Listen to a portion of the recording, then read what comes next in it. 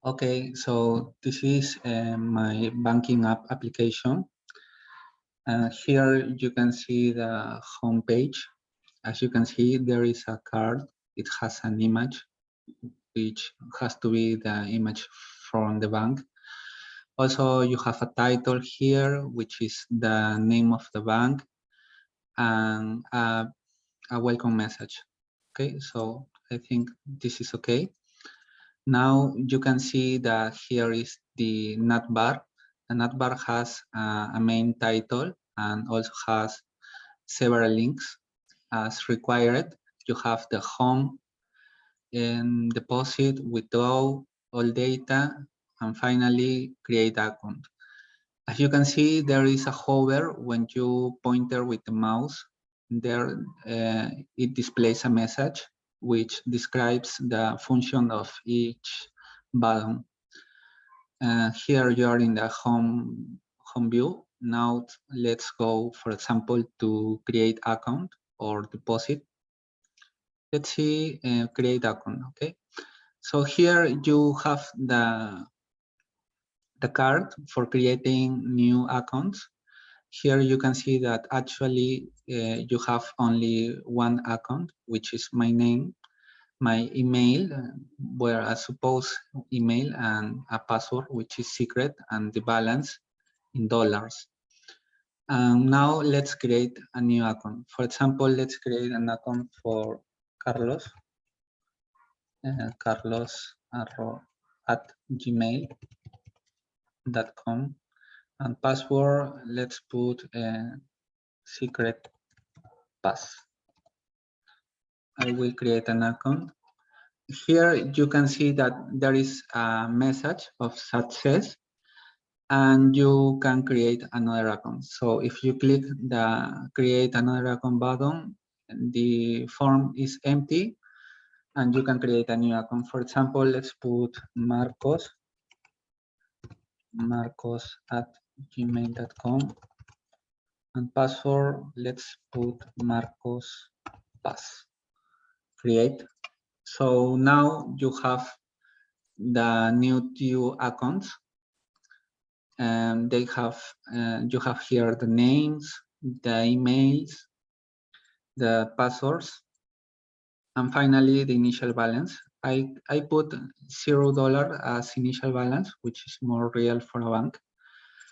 And here you can see a card which is indicating that you are in the all data view. Here you have the current user, which is the main user. It is my user. And here you have a table with the all users, okay? So actually I have a balance of 91. Let's go, for example, to deposit. Here, if you want to deposit your money, you have to put here. If you don't put anything, the deposit button is disabled. Okay, so you have to write, for example, 12. And if I deposit $12 and click deposit, now you have the new balance. It is in real time, let's say. And you have a success message and a new deposit button. So the balance is $103. If you click new deposit, let's put, for example, $20. Now you have $123. New deposit. What happens if I put 0 and click deposit? It has an error message that the amount has to be positive. Okay, if I put a negative amount, it will be the same. Okay.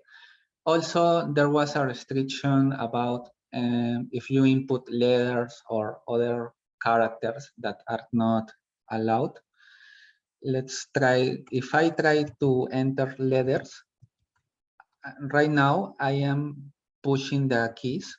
For example, for letters A, B, C, and as you can see, the deposit button is disabled. Okay, because it only accepts numbers. You have the same here with withdraw. In withdraw, you can take your money back for you. For example, let's put here $100. Actually, I have right now I have $123. So if I take out 100, now I have 23. I can make a new withdrawal. Let's put, for example, $40, but I have only 23. So if I try to get $40, let's see what happens. The amount must be lower than the actual balance. So if you try to take more money than you have in your actual balance, it is not allowed. If you try to input a negative, and there is another error message that says that the amount must be positive. Also, if you try to enter letters, nothing happens. Only with the E. The E letter is because it is in scientific notation. You can put, for example, 100 or 1 million in notation, but other letters doesn't work, okay? Because this is a number input type. So you have here the home view, deposit with all the functions, withdraw, all data. You can see now here that I have only $23, and the balance is always updated. And finally, the create account. So this is all. I wish you like it, and thanks for your classes. They are very useful for me. Thanks.